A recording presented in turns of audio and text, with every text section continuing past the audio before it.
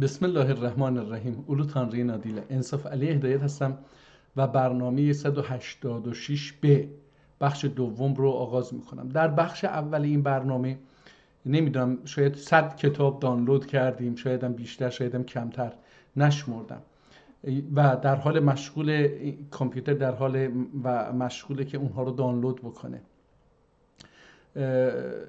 در بخش دوم یعنی این بخش میخوام یکی یا دو تا از این کتاب ها رو، کتاب های خطی قدیمی ترکی رو که تخصصی هم هستش رو تلاش بکنیم بخونیم و بر اون مهندسی جهلی که به ما تلقین کرده بود که ترک ها تمدن مکتوب ندارن، کتاب ننوشتن، فکر ایجاد نکردن، به قوه شمشیر جهان رو گرفته بودند و توسط فارس‌های اندیشمند یا وزیرهای اندیشمند اداره می‌کردند، بر اینها خط بطلان بکشیم و بفهمیم که ترک‌ها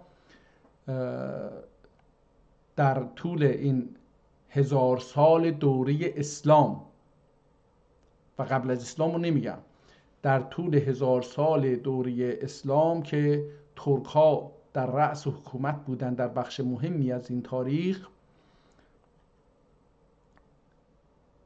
چه کتاب‌های بزرگی در زمینه‌های مختلف علمی، صنعتی، ریاضیات و ادبیات و اینها ایجاد کردن و چه تمدن بزرگی رو به ما یادگار گذاشتن. اما به خاطر تغییر الفبا، اول اشغال سرزمینی و بعد اشغال مغزی ما و اشغال الفبا زبان ما که زبان ما وقتی اشغال میشه که الفبا تغییر میکنه، وقتی الفبا تغییر میکنه دیگه ما بی سواد میشیم، نمیتونیم کتاب‌های قدیمی رو بخونیم، در نتیجه از تجربه پدران ما، از اون اعتماد به نفس ملی دور میشیم و تبدیل میشیم به اشغال شدگانی که تسلیم اشغالگران میشه و اونها رو از خودش خیلی برتر میدونه، در نتیجه میخواد خودشو همرنگ اونها بکنه تا به یه شخصیت اجتماعی تبدیل بشه.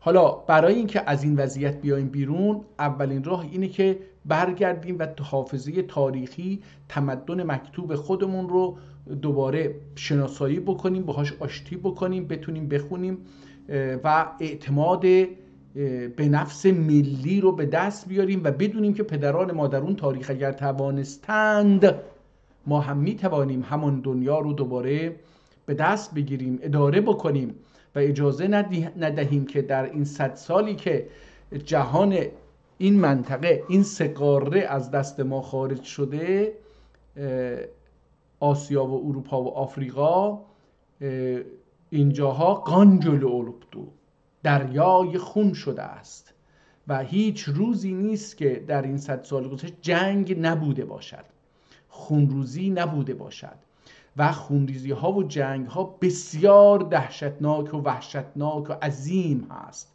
یعنی نگاه بکنید، یه شهری مثل غزه تقریبا ساختمانی که سر پا مونده باشه خیلی محدوده، نمیگم نیست ولی خیلی محدوده. در عرض 2 سال با این بمب افکن ها و فلان ها حدود 68,000 نفر حداقل آدم کشته شده، 2,500,000 نفر بیخانه و آروان شده اند.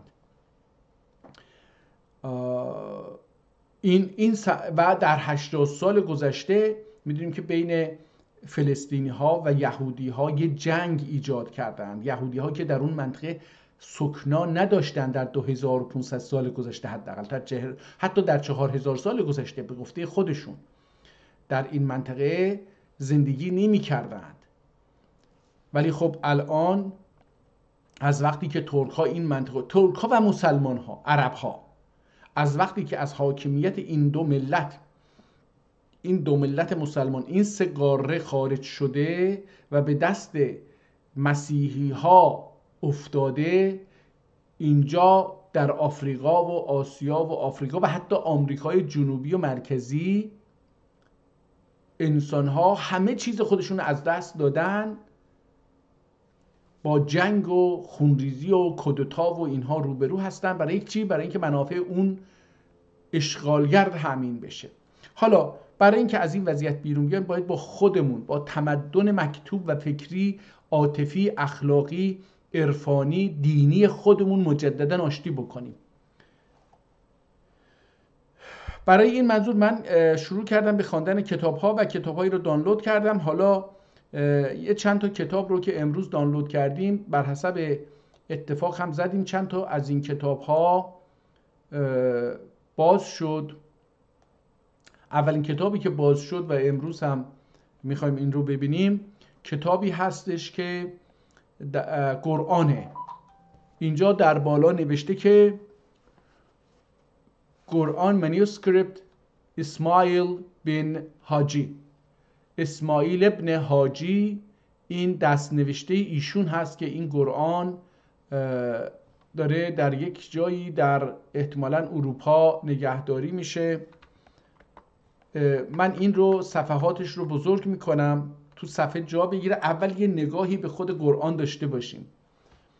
بسم الله معناسی. اینجا میبینی که متن آیات قرآن عظیم رو در داخل یک کادر رنگ سبز قرار داده. حالا خیلی ساده ولی با رنگ‌های خیلی زیبا. سبز علامت رشد و شکوفایی و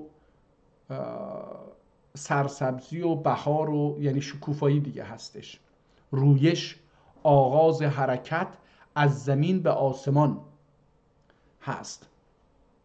حالا اینها رو در داخل کادر قرار داده. در بالای کادر یک کادر دیگری باز کرده به نام اسم سوره رو اونجا گذاشت، سوره الفاتحة الکتاب. حالا اینجا یه چیزی هم هستش که احتمالا مکیه هستش و در کنار معنی این آیات رو به ترکی نوشته. حالا در اینجا برای اولین بار میبینم که در بالای این هر دو صفحه و در پایین این دو صفحه یه دایره های متحدالمرکزی رو ترسیم کرده که داخلش نیم دایره هایی هم ترسیم شده. احتمالا این قرار بوده رنگ آمیزی بشه و اینها که نشده. حالا این فقط این صفحه اوله. حالا بریم صفحه بعد.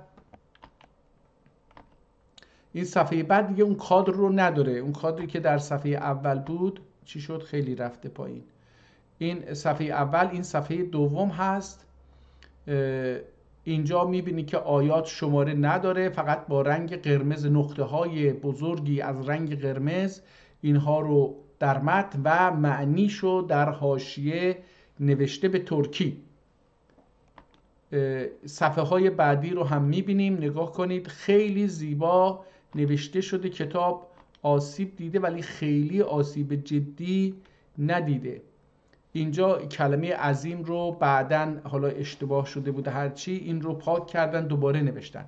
این قرآن‌های ترکی با معنی ترکی و قدیمی دست نوشته برای ما یه میراث دینی بسیار مهمی هست.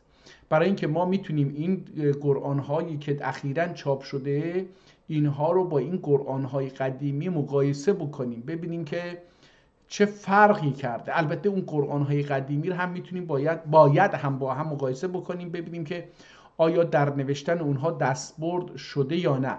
میدونید که در میان مسلمان‌ها احادیث به نام احادیث نصرانیه هستش.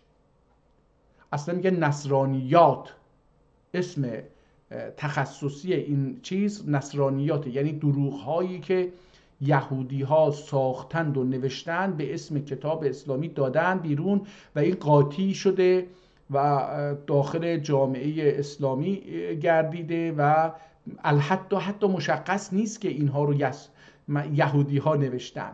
این من حالا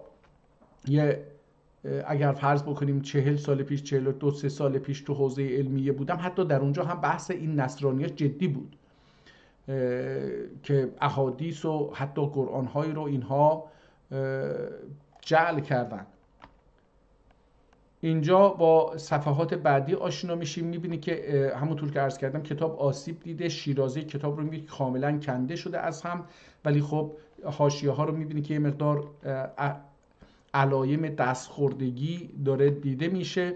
کتاب‌های خطی رو باید خیلی دقت با دستکش و اینها الجک دستکش با الجک کتاب‌ها رو باز کرد، برای اینکه کتاب‌ها در اثر تماس عرق دست ما، حرارت دست ما و این چربی دست ما تغییر رنگ نده و فاسد نشه. این هم برای دوستانی که کتاب‌های خطی دارن خیلی، البته اونها خیلی دقت میکنن. اینجا آتیش افتاده بوده، احتمالاً طرف حالا یا سیگار میکشیده یا چیزی. کتاب رو، قرآن کریم رو دارید الان صفحه صفحه ملاحظه میکنید با چه خط زیبایی متن عربی رو صداگذاری کرده، ولی استانداردش کرده، ولی متن ترکی رو، ترجمه های ترکی رو این کار رو انجام نداده. خیلی زیباست. من و اونجا عددها رو هم، صفحه ها رو هم یک درمیان صفحات زوج رو صداگذاری کرده. میبینید اینجا، البته نه زوج رو نه، همینجوری دو صفحه درمیان شماره گذاشته 45 46 47 48 همینجوری. خیلی زیباست. من این رو اخیراً یاد گرفتم که میشه اینجوری صفحه رو زد بدون اینکه حرکت بدیم و اون چیز دیده بشه. اینجا با یک صفحه مواجه هستیم که دوباره در هر دو صفحه چند کلمات رو احتمالاً اشتباه نوشته بودن، پاک کردن. ما میتونیم که الان میبینیم که اینجا پاک شده و دوباره نوشته شده. و البته صفحه قبلی هم اینجا، نه صفحه بعدی احتمالاً، چون که اینجا ما یک چیزی رو میبینیم، نه همینجا باید باشه. پس این یه در حاشیه اون قسمتی که متن ترکی، ترجمه ترکی قرآن نوشته شده یا متن ترکی قرآن نوشته شده، در اونجا یک کلمه دیده میشه که معکوس افتاده. این چی هست؟ واقعا سر در نیاوردم که اون قضیه چی هستش. اینجا دوباره یک اثر، حالا یه چیزی افتاده این وسط. آیا این قرآن در 308 صفحه، یعنی 616 صفحه کتابی کاغذی در 308 صفحه، حالا من این رو یه مقدار سرعتش رو میبرم بالا که بتونیم اینجا با یک چیز بریم بالاتر، چون این دیگه همه تقریبا ثابته دیگه. ثابت این کار رو کرده. ترجمه ترکی رو خیلی ریز نوشته. من هم کارم با ترجمه ترکی هستش. اینجا آخر کتاب یه چیزهایی رو نوشته که امیدواریم بتونیم این رو بخوانیم و دعای ختم شریف. اینجا قرآن رو وقتی در گذشته میخواندن یه دعای ختم خونده میشد. این کتاب در تمت 1260 قمری نوشته شده. دوستان 1260 قمری ازش کم بکنیم 1447 میشه 187 سال قبل این کتاب، نوشتن این کتاب تمام شده. اینجا هم گفته تکمله، این تکمله هایی که براش نوشته شده این دوباره در همون سال نوشته شده، یعنی تکمله فی چی پلاک 1260 دوباره در همون ساله. اینجا دعاها هستش و بعد میاد در بیان سجاوندی، یعنی قرآن رو باید چجوری بخوانید، کجا بیستید، کجا، مثل ویرگول و نقطه و اینجور چیزها رو بیان میکنه. تکبیرات، در کجا تکبیرات هستش و اینها. ابیات، حالا اینجا اومده یه اشعاری رو هم نوشته. بسم الله الرحمن الرحیم یقول العبد فی بدء الاعمال لتوحید بنظم الکللائی الی خلق یولنا قدیم. حالا اینها نمیدونم چی هست. در اینجا ابیات بوم از هفته yazılmıştır çok dualar çok şikar حالا ابیاتی دیگه اینجا ابیاتی رو آورده، ابیات صحیفه و ملیحه، ابیات صحیحه و ملیحه. اینجا باز ترکی هستش که ابیاتی رو ببینید، یعنی در تمدن ترکی فاصله میان قرآن و ادبیات نیست، میان زبان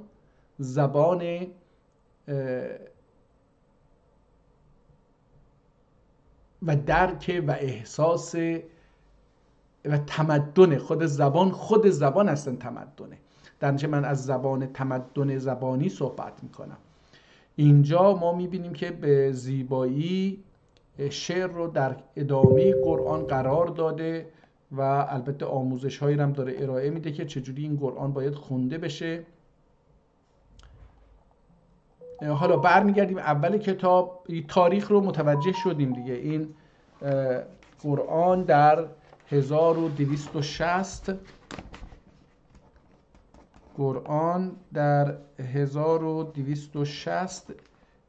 تکمیل شده. حالا قبلش چه مدت طول کشیده این رو بخونه این معلوم نیست. البته اینجا هم یه چیز دیگری نوشته، گفته که من این متن رو بخوانم ببینیم که این متن که اینجا نوشته این چی میگه.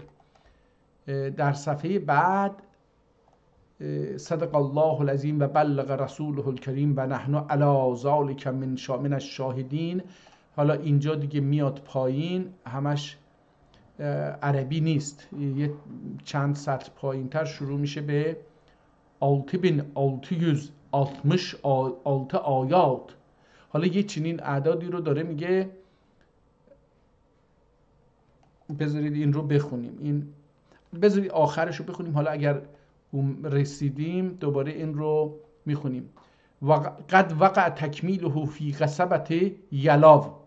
در یلاو یه جایی، یه قصبه‌ای بوده به نام یلاو، در اونجا فی حکومت شرعیت نبویه المستویت فی سنه 60 و 200 و الف فی شهر سفر الخیرن فی یوم الخمیس فی وقت ظهر.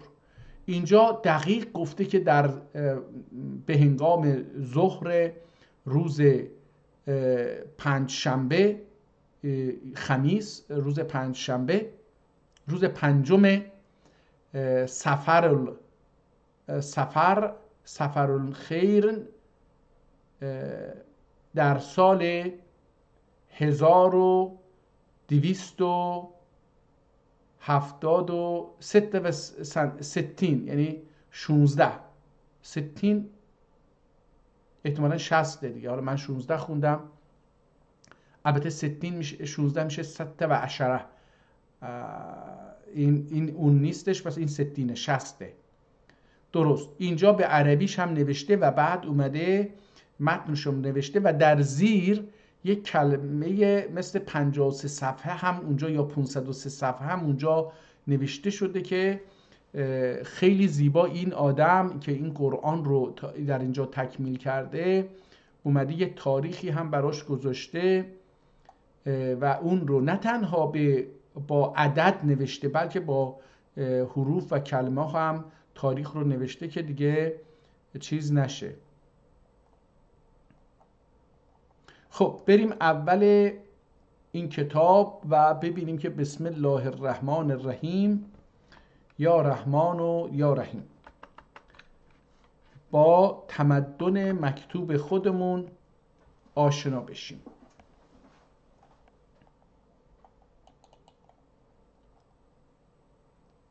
بسم الله معناسی. بسم الله، معنای بسم الله چی هستش؟ بیش از این بزرگ نمیشه دوستان. من هی تلاش میکنم این بزرگ بشه که بتونم بهتر ببینم ولی بیش از این بزرگ نمیشه. بسم الله معناسی. بسم الله معناسی در زبان ترکی رایجه. بسم الله چک مثلا، یعنی اول باید بسم الله گفت. بسم الله کوتاه شده و خلاصه بسم الله الرحمن الرحیمه. برای اینکه نگن که بسم الله الرحمن الرحیم مثلا نگی نمیشه، میگم بسم الله. خود همین بسم الله یعنی که این کلام الهی رو بخوانید. Başladım adıyla Tenri Teala'nın ki rizk vericidir. ببینید داره بسم الله الرحمن الرحیم رو داره در başladım adıyla Tanrı Teala'nın ki rızk vericidir, rahmet edicidir. Şükür elhamdülillahi Rabbil alemin. Şükür cemi alemlerin ol yaradan Tanrı'ya. همین آیه الرحمن الرحیم. شکر جمی عالمlerin ol اینو خونده بودیم که رزق vericidir, رحمان edicidir. الرحمن الرحیم رو گفتش که رزق vericidir, rahmet edicidir. Maliki yevmiddin, kıyamet gününün padişahıdır. İyyâke na'budu ve iyyâke nesta'in. Sana taparız, ببخشید. tapanak این با ده هم نوشته میشه، داپماق و داپاناق، برای اینکه با ت دسته‌دار نوشته شده. از اینجا متوجه میشیم که این تغییر میکنه در زبان ترکی به چیز. تاپاروز، تاپاناق یعنی عبادتگاه. حالا مثلا در زبان عربی مسجد داریم، کلیسا داریم، کنیسه داریم، معبد داریم، یه چنین چیزایی که من خیلی اسمشو نمیدونم. در زبان ترکی به همه اینها به عبادتگاه گفته میشه. به عبادت هم تاپاناق، اونجایی که تاپلماخ میکنیم، یعنی حضور پیدا میکنیم تا یه چیز رو پیدا بکنیم. تاپاق، یه چیز رو پیدا بکنیم، یه آرامش درونی. دین در اصل اولش برای آرامش درونی هست که میبینیم خود حضرت عیسی این کار رو میکنه و حضرت محمد هم در مراحل اولیه که دشمن سلاح نکشیده، جنگ نمیکنه و اینها رو از زندگی ساقط نمیکنه، روی همین قضیه کار میکنه. ولی وقتی که دشمنی پیش میره و اینها رو از دارایی هاشون، از اموالشون، از شهرشون و میرسه به کشتار، شکنجه، از اینجا به بعد دیگه باید قدرت نشان داد و تسلیم زور نشد که حضرت محمد مقابله به مصر میکنه و شروع به جنگ میکنه. و بعد دیگه هر جایی که در نتیجه در اسلام جنگ بر دو نوعه: جنگی که مسلمون ها آغاز بکنن، جنگی که دیگران آغاز بکنن. اون جنگی که در دوره بعد از حضرت رسول دیگران آغاز بکنن، اون جنگ برای ما واجبه که دفاع بکنیم و بریم جلو. جنگی که ما بخوایم آغاز بکنیم، بعضی از علمای مسلمین میگن که این جایز نیست ما جنگ آغاز بکنیم. آغازگر جنگ نباید باشیم. این یک فکر فلسفی عرفانی دینی هستش. ببینید در جهان اسلام، حتی به خاطر اسلام، با نام اسلام، ما به عقیده بسیاری از علما، نمیگم همه علما، بسیاری از علما، منظورم ملا نیستش، منظورم انسانهایی که در راه اسلام یا و مسلمانان تلاش فکری، علمی، اعتقادی، سیاسی، اجتماعی انجام دادن، اقتصادی. اینها معتقدن که جهاد بر دو نوعه: جهاد در دوره رسول الله با فرماندهی ایشون که میشه حالا به یه ملتی حمله کرد بدون که اونها به ما قبلا حمله کرده باشن، یا نه اون مربوط به تصمیم حضرت رسول هست. اما وقتی حضرت رسول نیست، آغاز جنگ از طرف ما جایز نیست. بسیاری از علما، انسان مسلمان به این معتقد بوده، هنوزم به این معتقدن. علمایی هستن که میگن آقا ما نباید جنگ را آغاز بکنیم، ولی وقتی مورد حمله قرار گرفتیم باید تا آخرش جنگید. دیگه در اینجا تسلیم معنا نداره. بر اساس همینه که میبینید غزه یا فلسطین در 100 سال گذشته و غزه در 2 سال گذشته تحت شدیدترین بمباران ها و تخریبات و قتل عامها قرار گرفته و حتی تهجیر مردم، هجراندن مردم، یعنی پناهنده کردن مردم هم رسیده. ولی این مردم میگن ما میستیم، ایستادن، 2 سال کشته دادن، جنگیدن، اما الان دارن به شهرشون برمیگردن. بگید وطن مسلمان هست. حالا تاپاناق یعنی عبادتگاه و دینها. اینو میخواستم بگم، تاپاناق یعنی جایی که شما اونجا تاپماق میکنید. تاپماق یعنی یه چیزی رو پیدا کردن. اون چه چیزی هستش که درون یه خانه‌ای که حالا در همه ادیان معتقدن اینجا مقدسه، خانه خود آدم هم هست، میتونه در اینجا هم با الله رابطه بکنه. خونه الله که در مکه پنهان نشده، که در مدینه پنهان نشده، در مسجد که پنهان نشده، در کلیسا و کنیسه و معبد و فلانجا که پنهان نشده الله که برن اونجا بگن خب ما اومدیم خونه الله، الله اینجاست. نه، اینجور چیز وجود نداره. بلکه در خونه خود آدم انسان ها به هر حال با زن و بچه و وسایل زندگی و اینها سر و کار دارن و به زندگی روزمره مشغولن. نگرانی هاشون در این خانه هست، ترس هاشون در این خانه هست. ولی وقتی میره مسجد یا میره اون معبد، تلاش میکنه که اون بدهی هاشو، اون ترس هاشو بذاره بیرون این معبد، بره اونجا آرامش بگیره، فراموش بکنه این سختی های زندگی رو و یه آرامش درونی حس بکنه. تاپماق به نظر من اینجاست.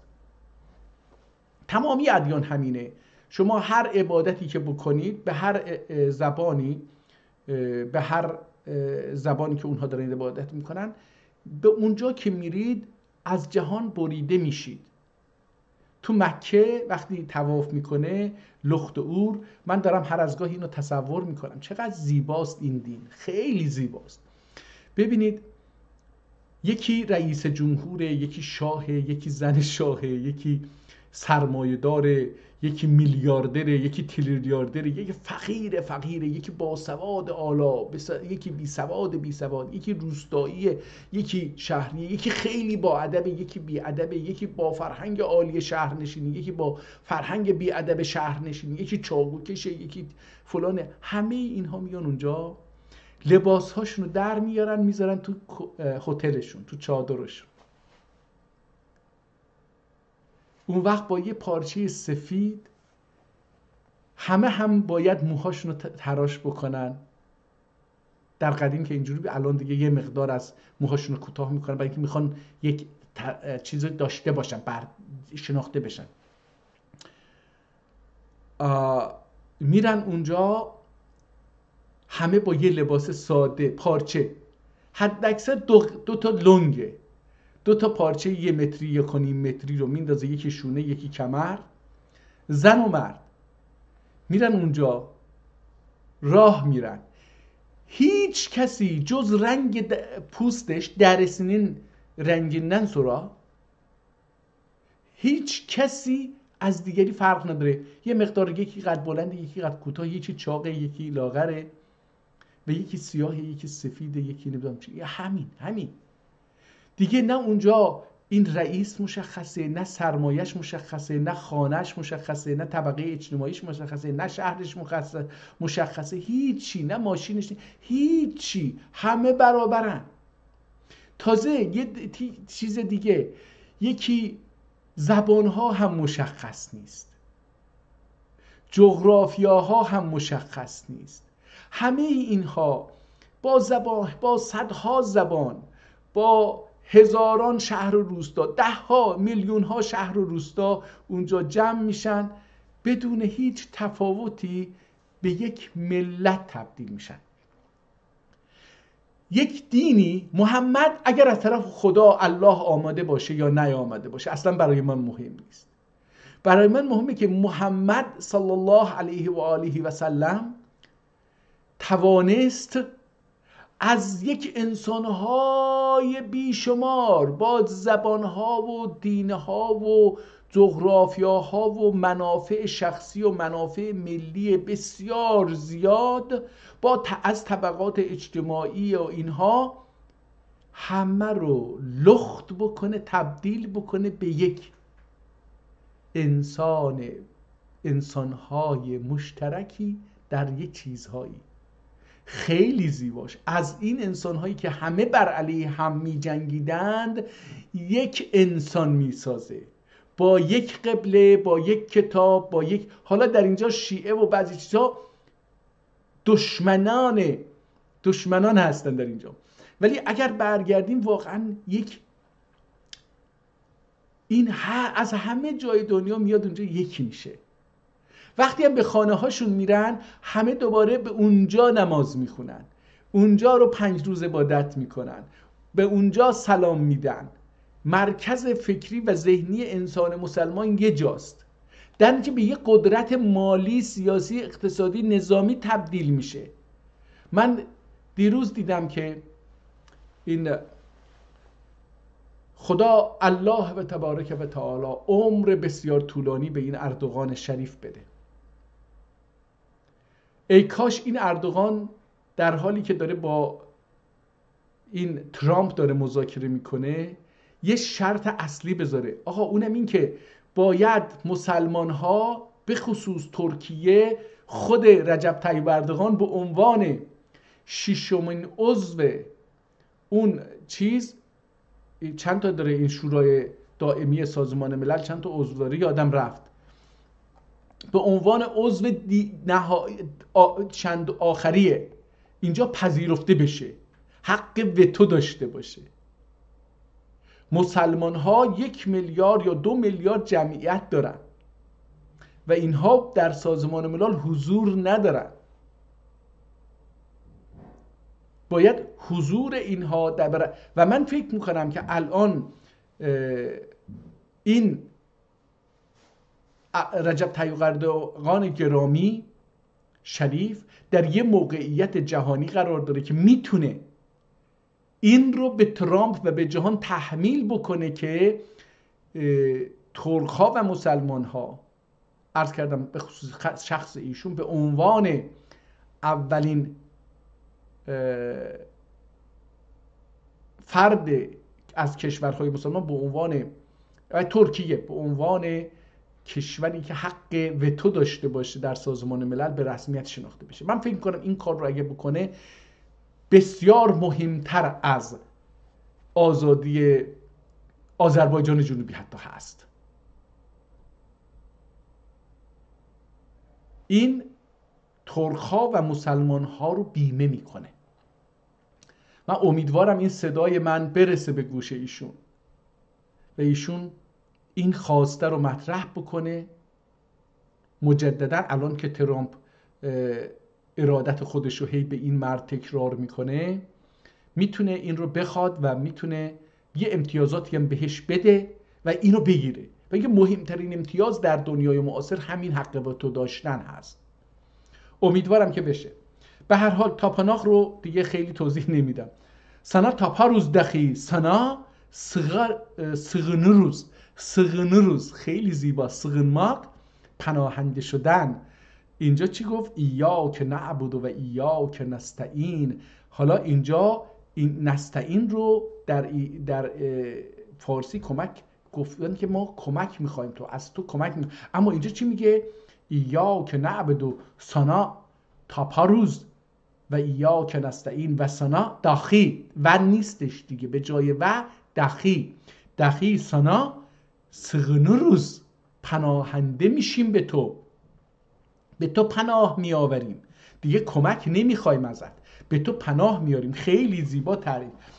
اهدنا الصراط المستقیم، göster bize. نگاه کن، ما رو هدایت نکن نگفته، گفته که göster bize هدایت توفیقی دوغری یولی göster bize. اهدنا الصراط المستقیم خیلی ترجمه زیباییه.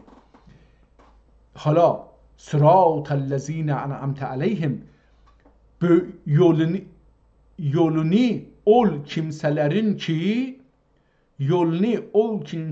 ki nimet verdin onların üzerine ya üzrin onların üzerine, این باید باشه، onların üzerine. غیر المغضوب علیهم ولا الضالین گاگلمشlerden. حالا بعضی از کلمات رو برای اینکه درست بخونیم اومده صداگذاری که مثلا این گاگلمش جزو اون کلماتی هستش که من اصلا میموندم نمیدونم گاگلمش یعنی چی، نمیدونم واقعا، نمیخوام بگم که میدونم، نه، ولی اینجا میبینیم که گاگلمشlerden derler ki این گاگلمش چه معنی میده، ولی اومده صداگذاری کرده، اعراب گذاری کرده این کلمه رو از این متنی که از اون بالا تا اینجا خوندیم. فقط اون تنری رو در دو جا که کلمه تنری به جای الله، واژه الله تنری رو به کار برده، تنری اونجا حتی یه سکون گذاشته روی تنری، تن روی اون یه سکون گذاشته، ولی در اینجا اولین جایی هستش که میبینم که اومده و گاگلمشlerden ve derler ki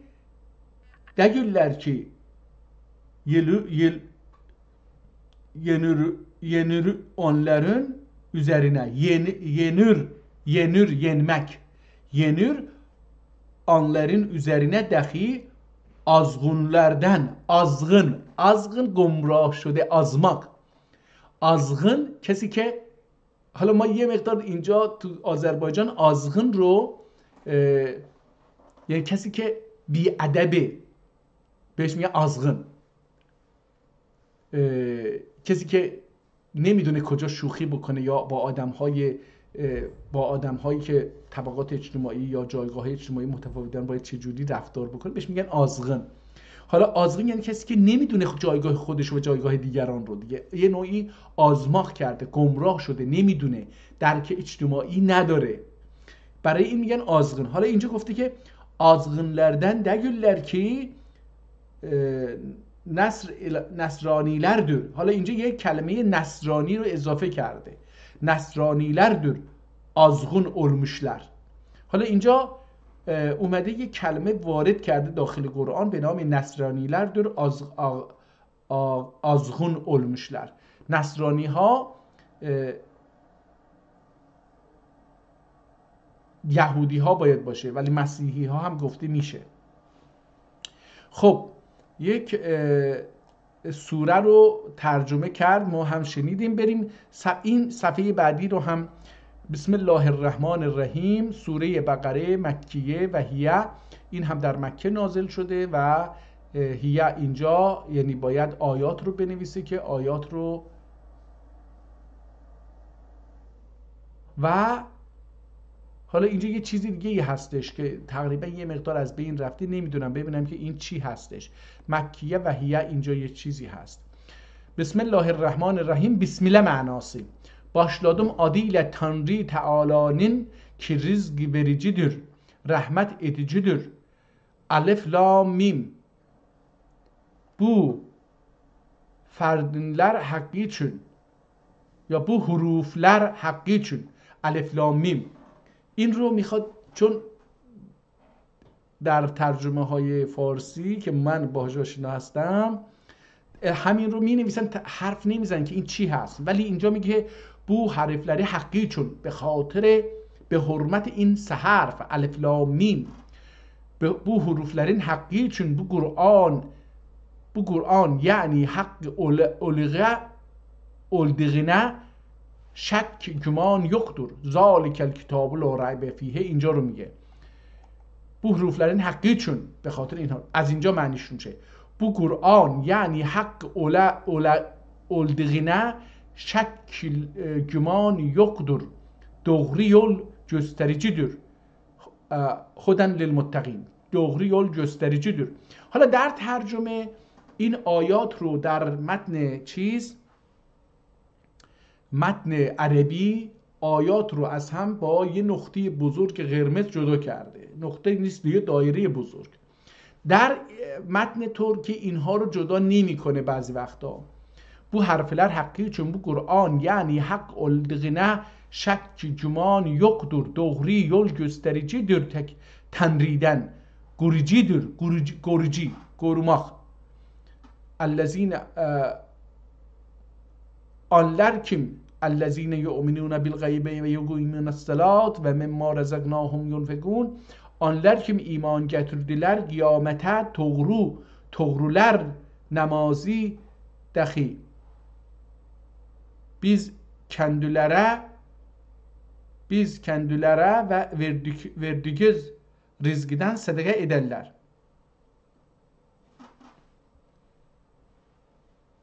Ve ol kişiler kim inanırlar sana inen kitabe dahi. Eynen اینجا با آ الف نوشته شده، نه با عین نوشته نشده، با حرف ا نوشته نشده. اینن کتاب دخی، اینن احتمالا باشه، اینن یعنی کتابی که نازل شده. نخوندم این انجلیسی رو، عربیشو. والذین یؤمنون بما انزل، اینن، بله حالا درست شد. اینن کتاب دخی.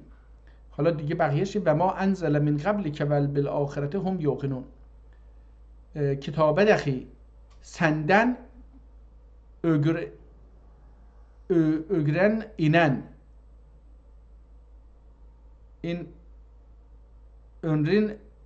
ögren inen kitaplara dahi şeksiz inanırlar. خب به خط بسیار زیبایی نوشته شده ولی کج یه مقدار در نتیجه، و خب خیلی هم بزرگ نمیشه که آدم بتونه این رو بخونه. در نتیجه مثلا این اگزدن چی، اینو دیگه نتونستم خوب تشخیص بدم.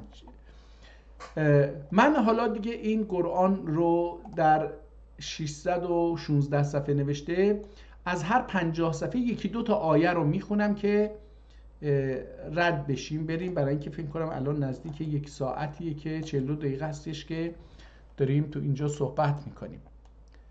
بریم صفحه 54 اومدیم. حالا من میخواستم 50 رو ببینم، بذار ببینیم اینجا اجازه میده. نه اینجا هم اجازه نمیده این بزرگ بشه.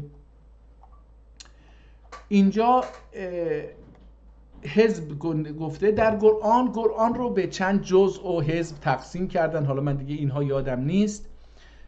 اینجا به یه حزبی میرسیم. دیگه من متن این آیات رو نمیخونم، فقط ترکیشو بخونم اگر بتونم بخونم.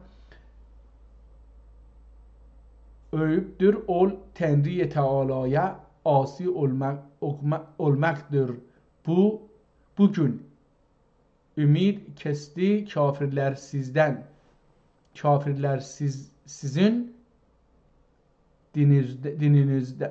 dininize. Pes onlardan korkmayınız. Benden korkunuz. Bugün حالا اینجا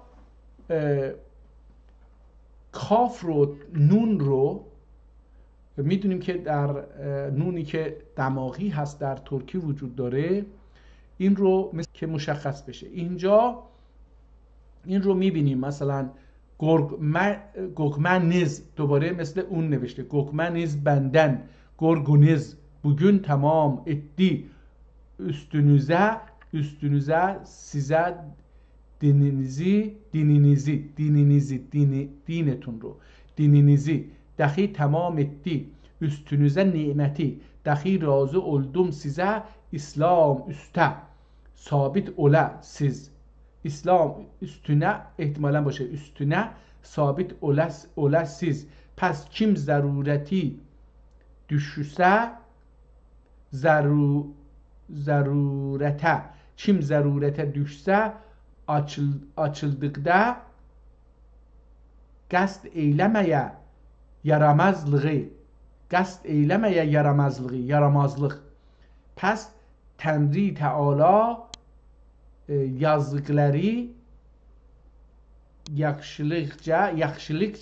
yaxşılıkçıdır, rahmet edicidir, yaxşılıcıdır, rahmet edicidir, Ya Muhammed sorarlar ki nasne halal oldu it halal oldu size pak nimetler dahi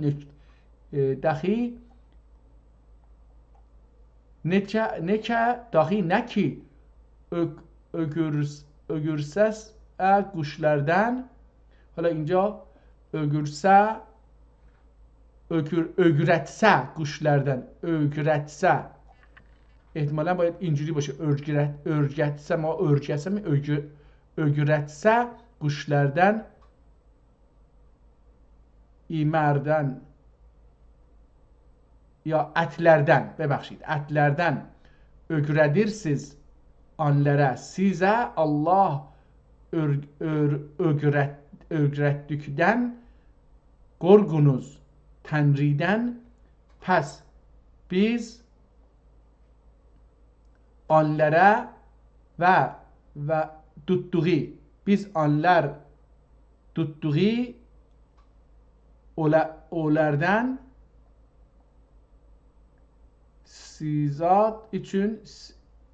sizap için حالا اینجا من یه ته هم میبینم نمیدونم این ته هستش نون هستش یه چیزی میبینم سیزان için dahi zikr eleniz Tanrı Teala adını onun üstüne dahi korkunuz Tanrı Teala'dan tahkik Tanrı Teala tiz hesap edicidir tiz hesap edicidir احتمالاً تز باشه یا تیز هم میتونه باشه ولی تز احتمالاً کلمه تیز هم از تز ساخته شده باشه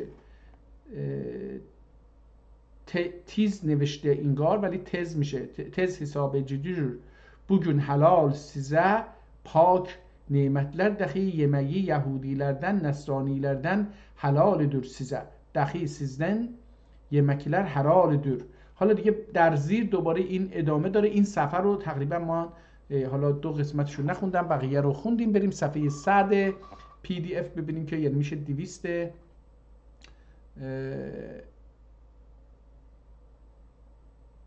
100 پی دی اف من دارم 200 پی دی اف میرم اینجا آیات اینجا رو هم نوشته از این من حالا این سوره یونس مکیه و هی 100 حالا برای اولین بار 9 و 100 باید بنوشه و 100 نوشته آیات یعنی الان در حالا دقت بکنید چه فرقی کرده در عربی امروزی و عربی اصلا کلا به نظر من میاد که اون چیزی که به ذهنم هست به خاطر مثلا ممکنه دارم اشتباه میکنم مثلا میگن که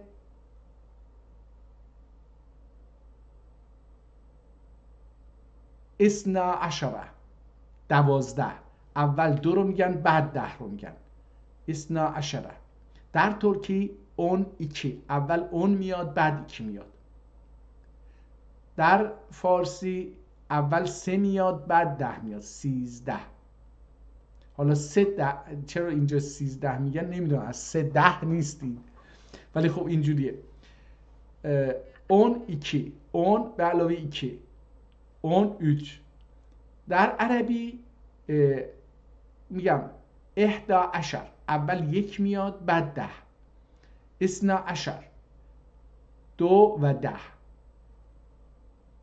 13 14 15 حالا مثلا در اینجا برعکسش رو نوشته اول 100 رو آورده بعد 7 رو آورده اول باید این 9 و 100 باید می نوشت بر اساس این قاعده اینجا نوشته 109 نمیدونم حالا این کدوم یکی الان درسته این یه مقدار تو مغز من چیز ایجاد کرد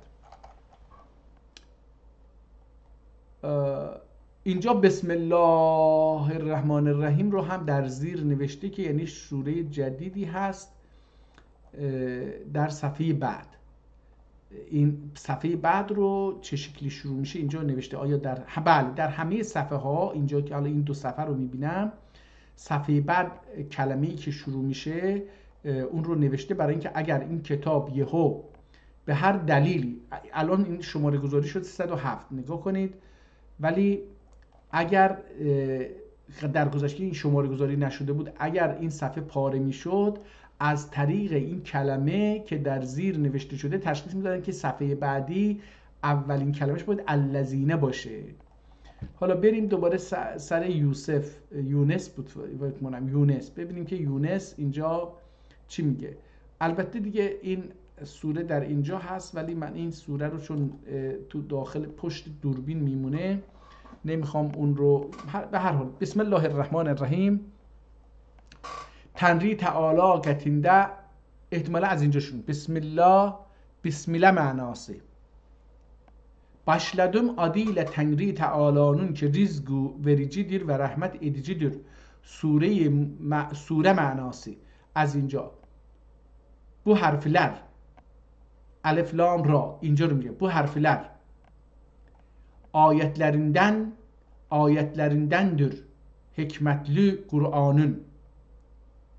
Tilke ayatul kitabul hakim میگه که ayetlerindendir hikmetli Kur'an'ın. Acemi اکان الناس احتمالاً اینجوری باید بخونیم اکان للناس عجبا ان اوحینا الی رجل منهم ان انذر الناس و بشر الذین آمنوا. حالا اینجا acemi oldu xalqa və vahiy eylədiyimiz bir kişiyə kendilerden Gorgut xalqi تنری. حالا اینجا یه چیزی هستش که کج کتاب، من اینجاشو یه مقدار سرم رم کج کردم که بتونم بخونم ولی نمیتونم. تنری عذابیندن تنری عذابیندن دخی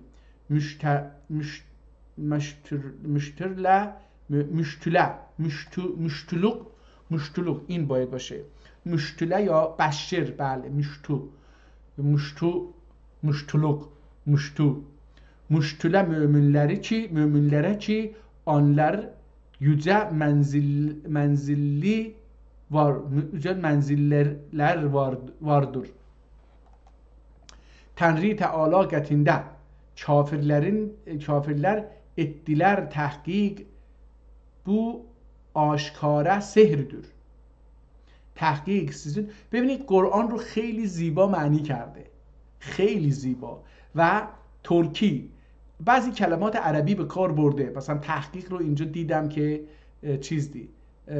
یا مؤمن دیگه، اینها اون کلماتی که خیلی وارد شده جزو چیز شده، ولی خیلی زیبا اومده این متن بسیار محترم دینی رو به ترکی ترجمه کرده. تحقیق sizin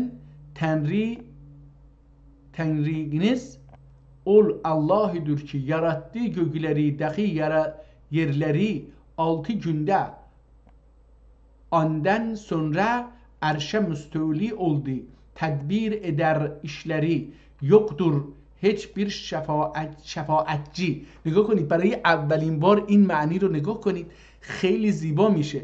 الله خودش میگه نگاه اینجا رو ببینید، شفاعتی وجود نداره، چه امام حسین باشه، چه امام زمان باشه، چه حضرت رسول باشه. ببینید چی میگه، تدبیر ادیجید ادر işleri yoktur hiçbir şefaatçi kullarına. نگاه کنید، شفاعتچی یعنی پارتی بازی نمیشه کرد. شفاعت یعنی پارتی بازی دیگه. حالا مثلا من فرض بکنید که مادرم چون منو دوست داره، یا مثلا من حالا یکی بیاد مثلا برای من شفاعت بکنه تو دادگاه، آقا اینو من این کار خودم کردم. مثلا من یه دایی دارم، خدا عمرش طولانی بکنه، این یه دختر خانومی رو دوست داشت، همدیگه رو دوست داشتن، خیلی هم جوون بودن.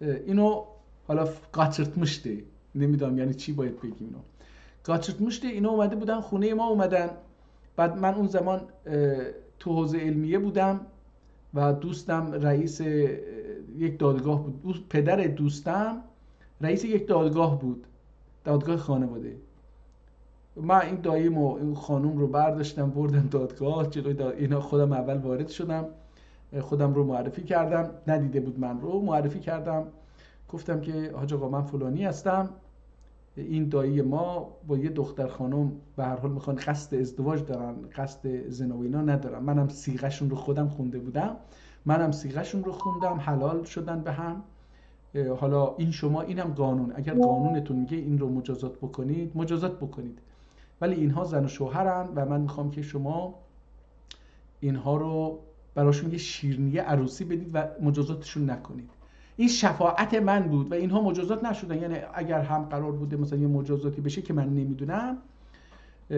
اون مجازات هم نشد حالا این شفاعت من بود این پارتی بازی بود و این رابطه بین من و فرزند اون چیز و اینکه من هم تو حوزه علمیه بودم یه امتیازی بود برای من یه کاری رو انجام دادیم و اون قاضی به خاطر ما اگر هم گناهی بود و اگر هم ضد قانونی اتفاق افتاده بود یا ضد شرعی اتفاق افتاده بود خب طرفا هم پول داشتن اون طرف هم قدرت داشتن یه مقدار ولی خب بخواد اونها هم میخواستن مجازات بشه دیگه دختر رو هم پس بگیرن و خب دادگاه به نفع ما حکم داد و تموم شد قضیه شکر خدا عمر طولانی هم به هر دوشون بده 3 بچه خیلی خوبی هم دارن میخوام بگم شفاعت دیگه اینجا پارتی بازی در نزد الله نیست حالا یکی به خاطر امام حسین چرا به خاطر اینکه من براش اشک ریختم خب ریختی که ریختی چه ارزشی داره خود اون امام هم پاسخگو باید باشه وگرنه خود اون پیغمبرم باید پاسخگو باشه وگرنه چه عدالتی میتونیم از الله داشته باشیم برای همین این آیه خیلی زیبا من برای اولین بار این آیه رو خیلی خوب میبینم هیچ یقدر هیچ bir şefaatçi gullerine illa anun desturiyle ol Allah sizin tengrinizdir پس آنا تاپونوز به اون حالا اینجا تاپماق گفتم یعنی احتمالا به نوعی پناهنده شدن هم هست پناه بردن تاپماق پناه بردن من اینو خیلی میپسندم تا پناهنده شدن هست به نظرم تا عبادتگاه درست اسم عبادتگاهه ولی به نظرم میاد این تاپماق یعنی به نوعی پناهنده شدن هست التجا sığınmak به نظرم این معنیش خیلی بهتره تا اون که بگیم عبادتگاه ana tapınız ne için fikr elemezsiniz hazretine anın fikr ne için fikr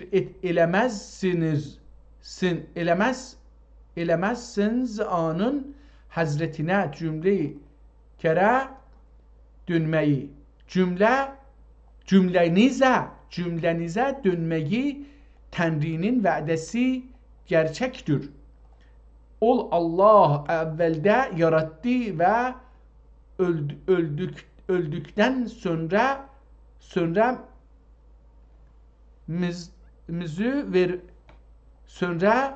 müzd vermek için müzd این مزد رو müzd دستمزد این کلمه رفته به فارسی مزد همون کلمه مزد شده مزد یعنی دسترنج اون دسترنج دیگه حالا برید کار بکنید یا هر کاری انجام بدید نتیجهشو مزد میگه مزد vermek için iman getirenlere dahi iyilik eyleyenlere iyilik hubi iyilik eyleyenlere adliyle dahi kafirlere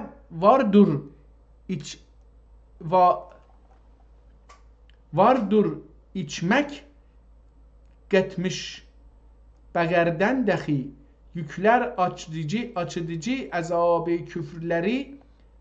azab küfürleri sebebiyle حالا دیگه ادامه داره بریم صفحه 150 یه چند آیه هم از اونجا بخونیم. این صفحه 50 فقط یک دو تا آیه رو که ترکیشو میخونم دیگه، خیلی نه.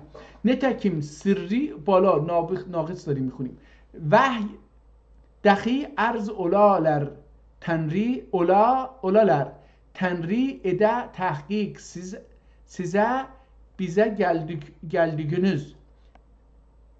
size bize geldiğini netekim sizi evvelde yarattığı idi belki attığınız ki biz size kıyamet günü va'ده etmedik. اینو آره etmedün hestش یا etmedik، اینو دیگه خیلی چیز نمیتونم. دخی کتابlar gönüle mizane، dahi kitaplar gönüle mizane، pes görersin yaramaz kişileri gorgular anın içinde. Gorgarlar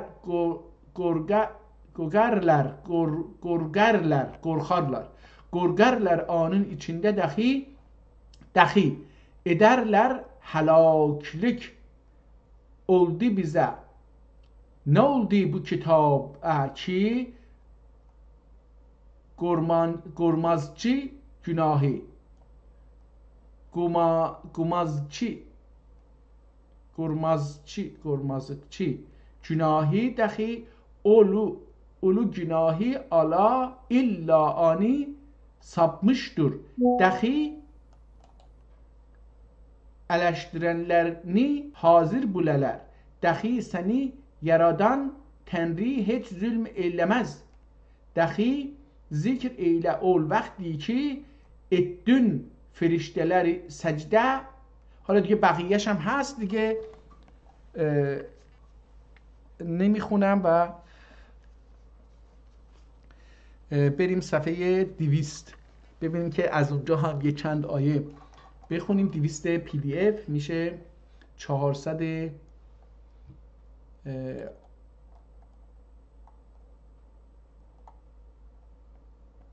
این 201 هستش. خب بریم 200. پس ابراهیم لوط ایمان گتردی دخی ادی هجرت ederem Tenri Teala'ya tahkik ol azizdir hikmetler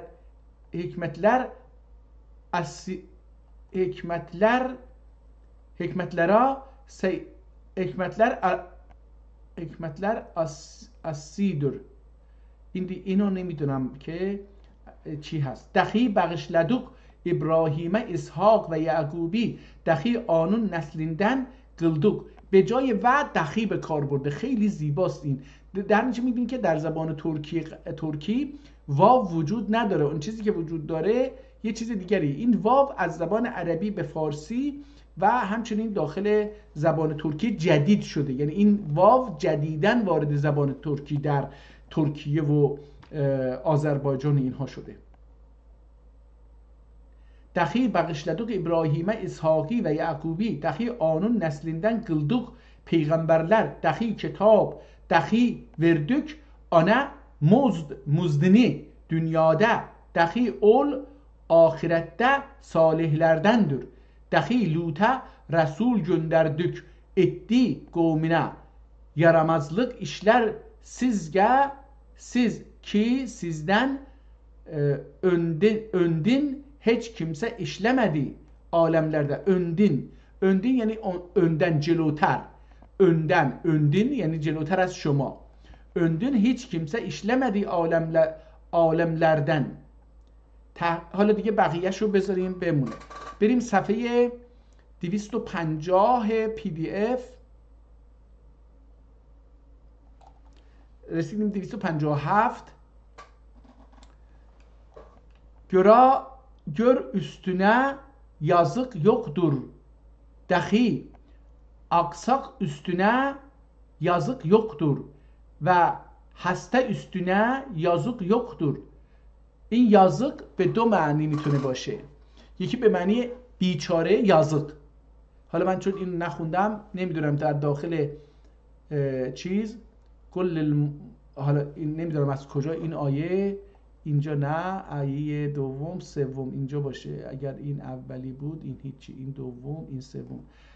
لقد رضی الله عن المؤمنین اذ یبایعونک تحت الشجره. این نیست احتمال. لیس علی الاعمی حرج.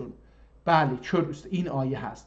لیس علی الاعمی حرج ولا علی الاعرج حرج ولا علی المریض حرج. این حرج رو سختی و نمی اینجور چیزا رو ببینید چی نوشته. kör üstüne yazık yoktur. yazık گفته. yazık یعنی بیچاره. حالا به فارسی اگه برگردونیم بدبخت، بدون علاج، یه چنین چیزایی معنی میده. نمیدونم، yazık دلسوزی میکنیم برای یکی. این چیز نیست به معنی مثل بدبخت نیست، مثل اون چیزایی دیگه که گفتم نیست. یک جوری دلسوزی میکنیم. تو yazık یعنی که دلم براش به حالش میسوزه. حالا kör üstüne yazık yoktur. Dahi aksak üstüne. aksak کسی که میلنگه. aksak üstüne yazık yoktur. و خسته üstüne yazık yoktur. غزادن گرو گالمقده. غزا اینجا به معنی جنگ و جهاد نیستش. جهاد یه چیز دیگریه. گفتیم از ماده از ریشه جهد به معنی تلاش ساخته شده واژه جهاد. اما این چیزی که غزا گفته میشه با غین نفته میشه، مثل غزا همون ولی با رزه، این به معنی جنگ. فرق داره بین جهاد و غزوه. غزادن گرو گالانلا. گرو یعنی اونا که نرفتن، پنهان شدن، قایم شدن که نرن جنگ. غزادن گرو گالمقته و kim ki Allah'a müti olsa ve peygambere görür ani. ve peygamber görür ani. Kim ki Allah'a müti olsa ve peygambere görür ani Tanrı Teala cennetlere agar altından, cennetlere agar altından irmaklar. irmaklar رودخانه ها. جالبه این چشمه که آبش جاری میشه، خود چشمه نه، این آب که جاری میشه ایرمک هستش. ایرمکلر دهی اعراض کیم اتسه. دهی اعراض پرهیز، این عربیه. اعراض کیم اتسه تنری تعالی آنا اولو عذاب ایلر. اولو اینجا بزرگ، وحشتناک. اولو در اصل به معنی خیلی بزرگه، خیلی بزرگ. ولی اینجا عذاب رو هم به معنی عذاب عظیم، بزرگ. از احتمالا همون در کلمش هم بله عذابا علیما، یعذبه عذابا علیما، هم عذاب هم علیم. این دوتا در اینجا گفته اولو Tanrı Teala ana ulu azab eyler. Tanrı Teala razı oldu ol müminlerden ki seninle beyat ettiler. Sidretül mülca altında. حالا احتمالا این sidretül کجا بود؟ ببینیم اینو میتونیم شجرتül لقد رضی الله عن المؤمنین اذ یبایعونک تحت الشجرة. حالا اینجا شجره اسمش اینجا آورده ولی الف لام داره، یعنی شجره مشخصی. اما این چه شجره‌ای هست، چه درختی هست؟ اینجا گفته که سدرتول آلمجی altında. این حالا آلماجی احتمالاً آلما هستش، سیب هستش، چی هستش نمیدونم. sidre almacı altında. Pes beyle günlerden de olan ihtilas pes anderdi. Pes indirdi yani نازل کرد. دیگه حالا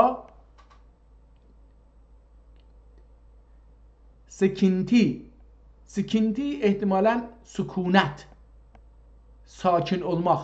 سکینتی bir de tikinti var به معنی ساخت و ساز، آبادانی.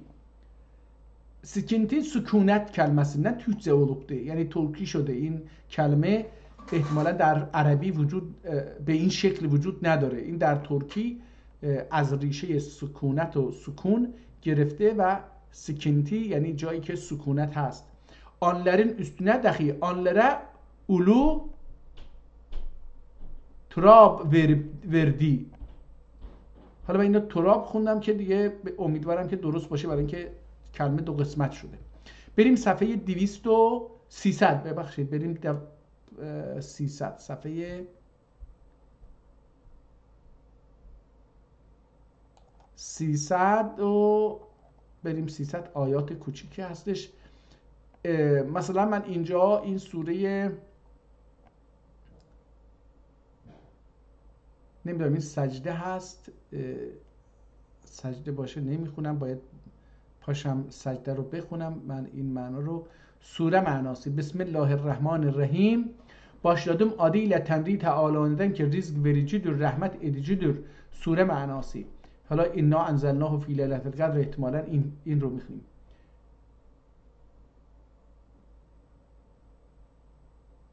بذار ببینیم. Biz indirdik. Biz indirdik ya Muhammed bu Kur'an'ı Kadr gecesinde. Yani dünya gününden, göğünden ne bildirdi sana ya Muhammed Kadr gecesi ne gecedir. Kadr gecesi afzaldır 1000 aydan. Firişteler inerler yere dahi Cebrail. Anda ol gece ray dünya göğüne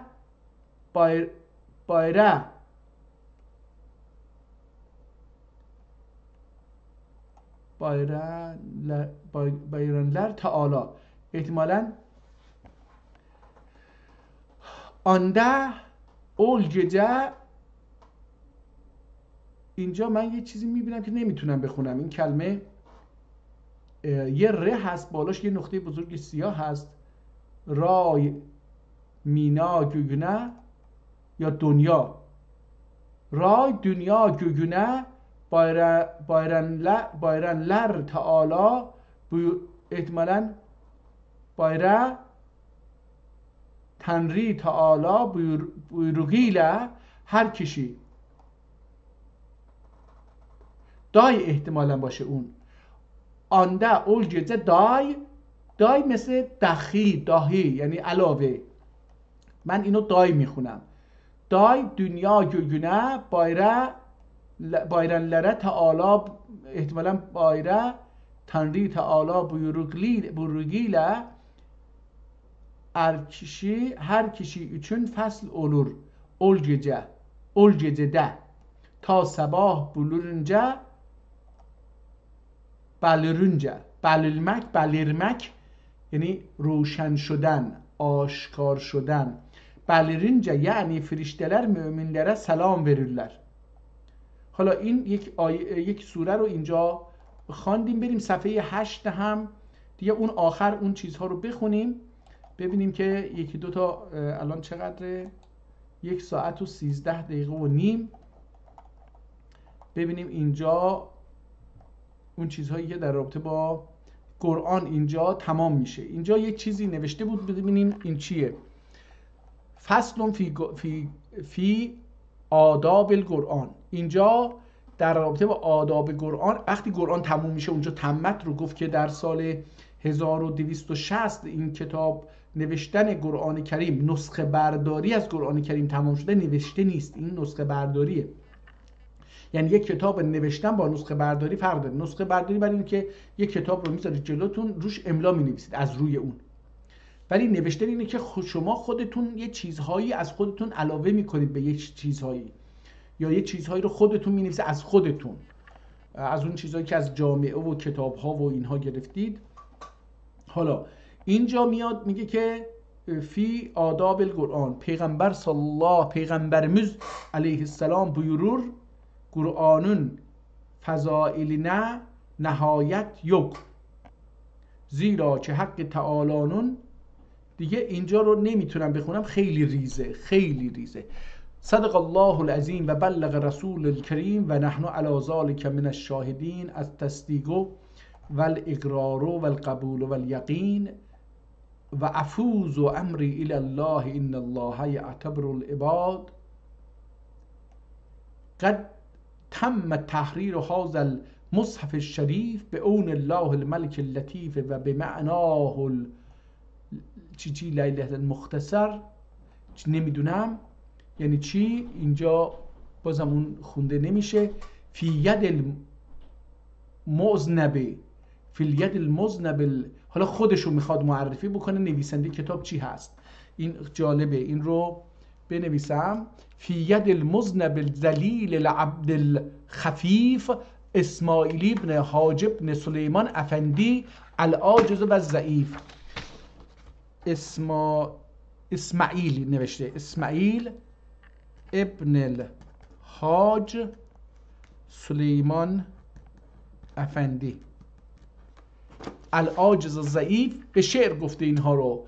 6666 آیات، 6666 آیات، 6666 66 نداره، 6660 6660 cümlesi Muhammed'e nazil oldu mucizat. Bülmektir diler isen arasatüde sen necat. Oku Kur'an'ı akabinde Muhammed'e ver salavat sallallahu aleyhi ve sellem. Eder Kur'an-ı Muhammed ile yarın şefaat. yarın، حالا اینجا گفته بود شفاعت نیست، اینجا میگه شفاعت هست. ادر قرآن محمدی ل یارن شفاعت، یعنی قرآن با محمد. ادر قرآن محمدی ل یارن شفاعت محو olur oguyana cümle seyyiat. Gorgar bu kitap günahkardır yüzü gere. Gorgar bu kitap günahkardır yüzü gere. Duyan mahşer gününde bu yüz ile nece vare.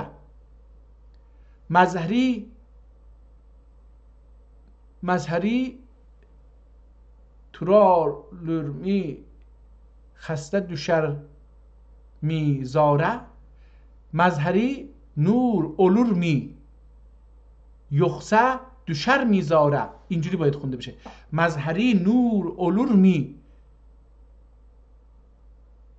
yoksa düşer mi zare. şefaat eder mi yoksa gider mi nare. Hakka yera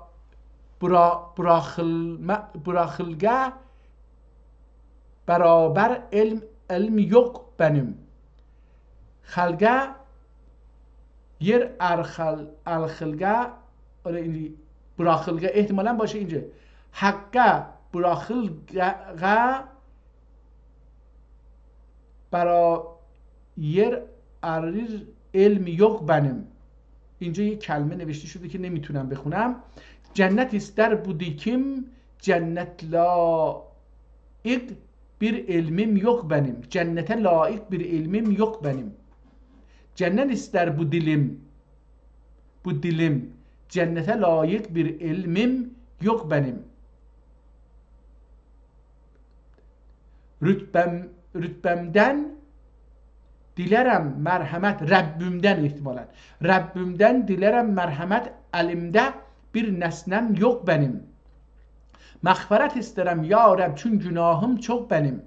Allahum iğfir lena tebe dilvaleviye li ustazihi. Allahum mağfir lena li katibi. Allahum mağfir li katibihi ve li valideyhi ve li ustazih. و حالا عربی دوباره دیگه اینجا اومد.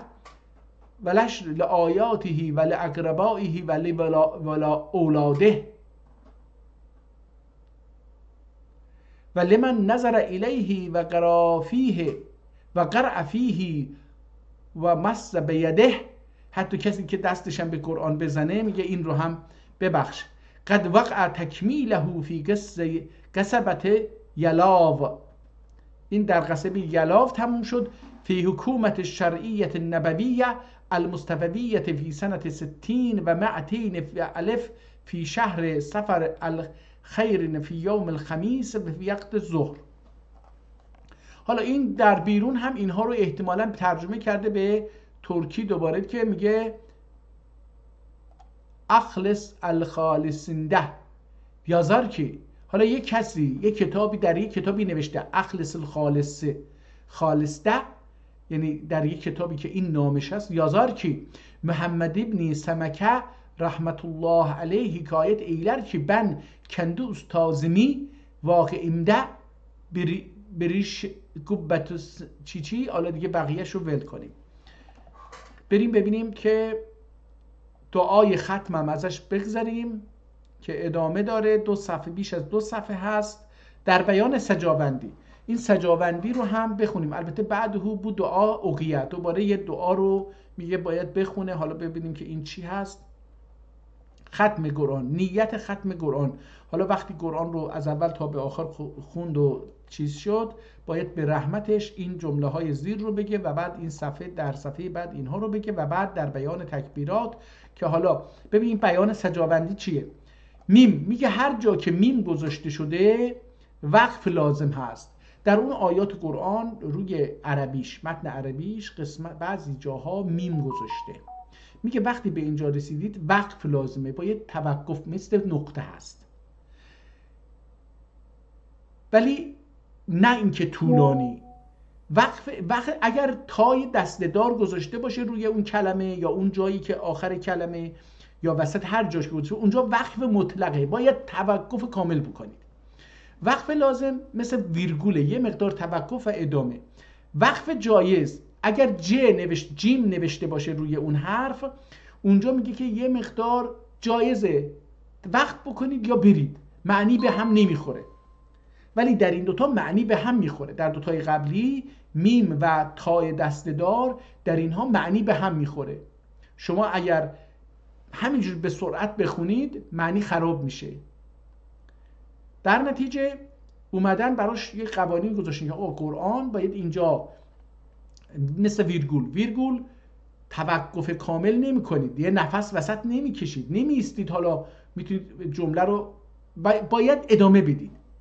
ولی در وقف مطلق یعنی نقطه، شما میتونید جمله تمام شده بذارید برید یه هفته دیگه بخونید، بقیه‌شو بخونید، هیچ ربطی به قبلی خیلی نداره. ولی در وقف لازم یعنی اونجا توقف ایسته خیلی کوچیک، یه چند مثلا 1 ثانیه 2 ثانیه یه وقف میکنید، 1 ثانیه یه وقت ادامه میدید، برای اینکه نخونید معنی دوباره خراب میشه. چون که ادامه درک این معنی قسمت اول موقوف به درک قسمت دوم هست. ولی در وقف مطلق ت با ت دسته‌دار بیاد اونجا باید وقف بکنید، چون که معنی تمام شده، یه معنی دیگری در جمله بعدی آغاز میشه.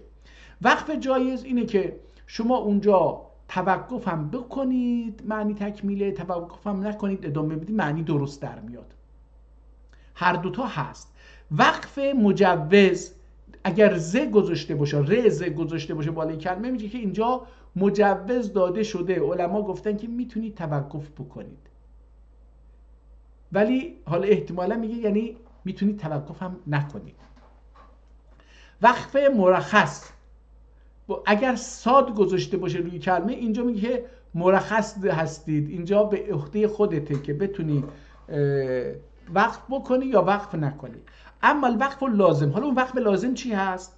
میگه اما الوقف ان لم یقف علیه یکون خطا، اگر ساکت اونجا نیستی خطا میکنی، خطا رخ میده در معنا. اما المطلق، اون وقف مطلق چی هست؟ فهو وقف جمیع القراء و المقربین بلا خلاف، همه قرآن خوانها، اون علما و اینها که با قرآن بودن، مقربین بودن، اینا میگن که اینجا باید توقف بشه، مطلقا باید توقف بشه، معنی خراب میشه. اما جایز وقف جایز چیه؟ و یجوز علیه الوقف و الوصل. میتونید، جایز اینه که میتونید توقف بکنید یا ادامه بدید. و الوقف الاولا، وقف اولا و الوقف اولا میگه که وقفش این که گفتش جایز، میگه که بهتره. اولا یعنی بهتره که توقف بکنید. و عمل مجوزو یجوز علیه الوقف، تجویز شده، گفتن که میتونید اونجا وقف بکنید. ولا یجوز عند البعض، بعضی هم گفتن آقا نه نباید وقف بکنید، میگه اونجا شک هستش. بعضی هم گفتن تجویز کردن، بعضی نه. اینه که گفتم فهو مختلف فیه، یعنی که همین کردم، عرض کردم. و عمل مرخص، این وقف مرخص چی هستش؟ لا یجوز علیه الوقف الا بالضرورت، میگه که این در انقطاع النفس، اگر نفستون تمام شد، هوا دیگه ندارید، میتونید قطع بکنید و الا نباید وقف بکنید. پس این رو من درست نگفته بودم، اینجا اصلاح میکنم. فإن الوقف علیه ضرورت اعادت ذالک الکلمه، اگر وقت کلمه نفستون تمام شد، مجبور شدید توقف بکنید، نفس بکشید، میگه مجبورید دوباره برگرد آیه رو از اول بخونید، برای اینکه اونجا آیه معنیش خراب میشه و درکی که انسان ها ازش میکنن درک اشتباهی میشه. البته ما ترک ها و عرب ها و اینها رو نمیفهمیم خیلی، چون عربیه نمیفهمیم. عرب ها میفهمن که معنی خراب شد. هر کسی که زبان عربی رو بفهمه اون میگه چی شد؟ چرا اینجا مثلا گفت الله نیست؟ یعنی چی؟ قرآن میگه الله نیست، الله نیست نمیشه. لا اله، الله نیست. اینجا مجوز لازم نیستش، میگه باید ادامه بدید. اگرم نفستون قطع شد باید بگید دوباره لا اله الا الله، اون الا الله رو باید بگی، یعنی اون وسط غلط میشه. نیت ختم قرآن اینم که ازش بگذریم. اونجا یه قواعدی رو برای قرآن خواندن گفته بود که اولیه های پیدایش نقطه و ویرگول و اینجور چیزا هست که پیدا میشه دیگه. این به خاطر قداست قرآن هستش که برای اینکه قرآن رو درست بخونن مجبورن که براش علایمی رو، الفبا رو اول تکوین کرد، بعد صداها رو تکوین داد، بعد اومد این جایزه ها رو اینها رو با نقطه و جیم و الف و ب و اینها مشخص کرد و بعد دید که نه، حالا اومده براش از علائم نقطه و ویرگول و دو نقطه اینها هم احتمالاً استفاده خواهد شد بعدها. اما در بیان تکبیرات و زهادن تکبیر اگنور، در زها باید تکبیر بگید. وقتی این سوره رو میخونید باید بگید الله اکبر. آنجا اذا زلزلت الارض و القارعه و لا یلاف و انا اعطینا و تبت و معوذتین در اینها وصل تکبیر اتمک جایز دیلدور، نباید تکبیر رو وصل بکنی به آیه در این سوره ها. حالا دیگه اینها ادامه داره، از اینها بگذاریم. ابیات، حالا یک چند تا شعر هم ازش بخونیم و تمام بکنیم. Bu məzhəbdə yazılmışdır haqqı dualar çok şikar.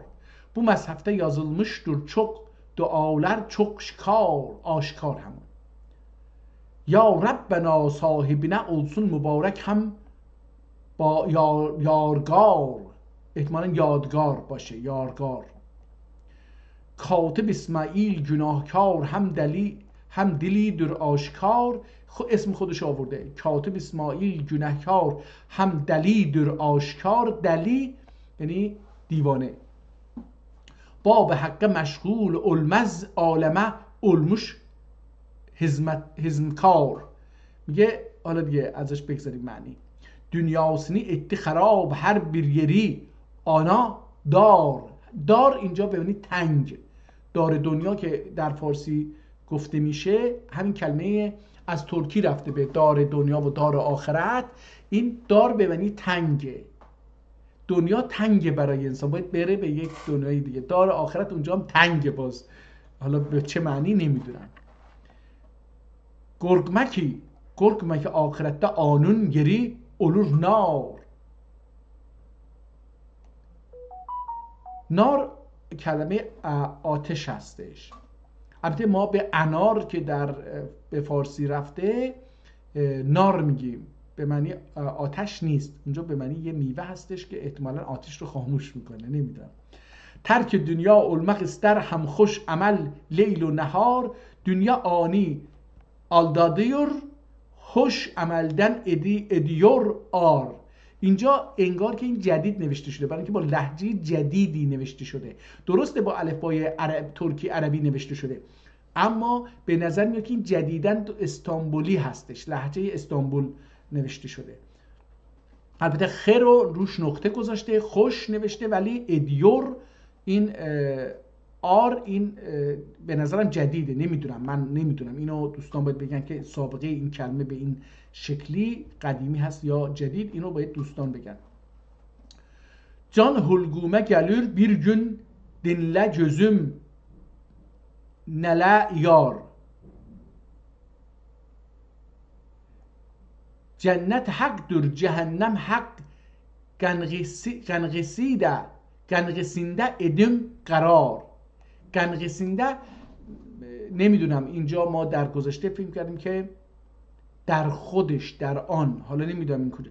جنت حق در cehennem hak, گنغسینده ادم قرار. geldi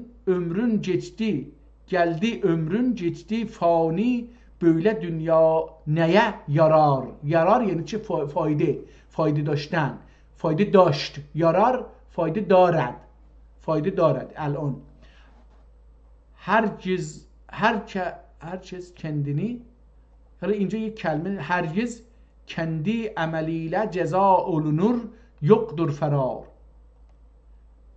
این هر کس باید باشه، هرگز نوشته، هر کس مثل هرگز، گز مثل کس، هرگز سه به ز تبدیل شده. هرگز کندی عملیل جزا اولونور یقدر قرار. hiç edemez bir amelden kişi mahşer günü inkar.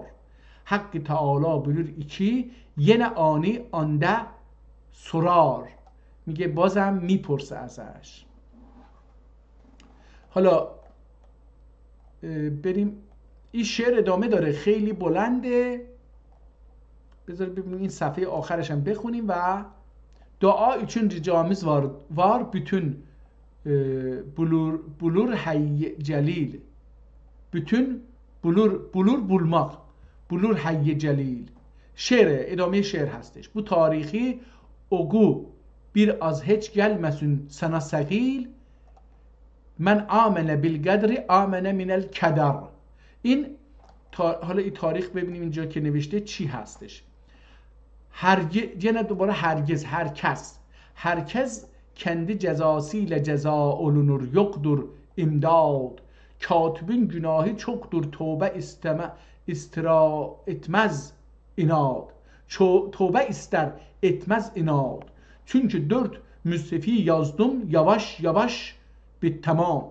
هر 4 کتاب رو میگه به یواش یواش نوشتم. çünkü 4 مصحفی yazdım yavaş yavaş به تمام. اون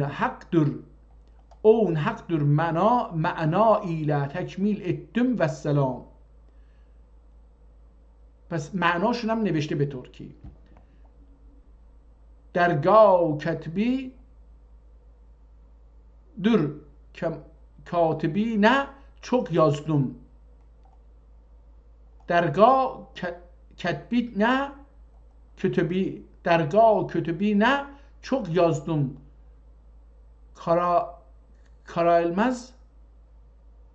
Karailmez aklım gelil. این درگاه کتبی، درگاه، من احتمالا این باید درگاه باشه، من اینجوری میخونم ولی درگاه نوشته. درگاه کتبی نه çok yazdım. Kara eylemez aklım gelil. kara اینجا به معنی سیاه احتمالا میشه. dua için ricamız var bütün bulur hayy celil. bu tarihi oku biraz hiç gelmesin sana sagil. من آمن بالقدر آمنه من الکدری. این احتمالاً این حروف باید جمع بشه، تبدیل بشه به تاریخ. من بلد نیستم این رو چجوری جمع میکنم. احتمالاً میم شاید هم بالقدر و بالکدر باشه، نمیدونم کدوم یک از اینا، یا مجموع اینها رو جمع میکنه تبدیل میکنه به یه تاریخ. مثلا میم نون هر کدوم یه عددی داره در ابجد، اینها رو با هم جمع میکنه. آمنه آ میم نون دوباره جمع میکنه. بالقدر ب الف لام قاف دال ر اینها رو جمع میکنه. نمیدونم چیکار میکنن، تبدیل میشه.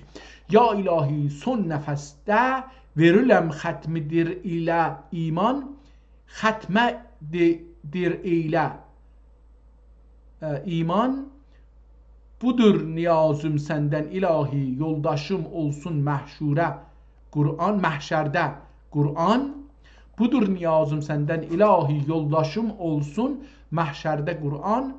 Bu kağızla çok zahmet çekip ben gördüm elem, derd و رنج کشیده. imdin temmettiği ben sildim قلم الحد باقی زمانا فی الکتاب و صاحب الحد رمیم فی التراب. یه سنگیه در خاک، صاحب نویسنده میگه خط باقی میمونه، اما نویسنده خط تبدیل به سنگی در خاک میشه. خیلی زیبا نوشته، خیلی زیبا.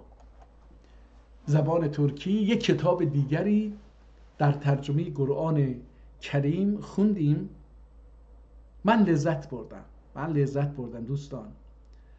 خب یه مقدار چیز ریز نوشته شده، نمیدونم اندازه خود کتاب یعنی فیزیکی کتاب چقدر بزرگه. احتمالا برای خوندن این یک ذره بین لازم هستش که بشه اون قسمت ترکی رو یه مقدار بزرگش کرد که بیشتر دیده بشه، بهتر دیده بشه. شکر الله و تبارک و تعالی رو که به ما منت گذاشته، یه عمر دیگری رو برای من نصیب کرد که با یک مجموعه دیگری از کتاب ترکی، تمدن مکتوب، فکری، عاطفی، اخلاقی، دینی، فلسفی ترکی آشنا بشم. به خصوص امروز با این ترجمه زیبا از قرآن، با این اشعار که تاریخی هم خودش گذاشته بود آشنا شدم. شکر الله تبارک و تعالی رو. به امید آنکه Allah Tebareke ve Teala Tanrı bize ömür versin, yaxşı ömür versin ki Türk dünyasının mədəniyyəti ilə, uyğarlığı ilə, düşüncə uyğarlığı ilə, yazı uyğarlığı ilə, elm uyğarlığı ilə, teknoloji uyğarlığı ilə, ixtira, ibtikar, yaradıcılıq uyğarlığı ilə, dil uyğarlığı, dil gücünün uyğarlığı ilə tanış olaq və özümüzə milli güvəncəmiz olsun, milli inancımız olsun. Eləyə bilək Türk milləti olaraq, Türk müsəlman milləti olaraq yenidən qudrətə gələk və mühəndisi cəhlin tamam kölgəsindən bütünlükcə millət olaraq, bireylər, fərdilər yox, millət olaraq bu mühəndisi cəhlidən çıxıb Türk kimi, Türk dünyasında, müsəlman Türk kimi, hətta müsəlmanların Türk dünyasında yaşayalım. Sağ qalın, səlamət qalın. Görüşmək üzərə, hələlik.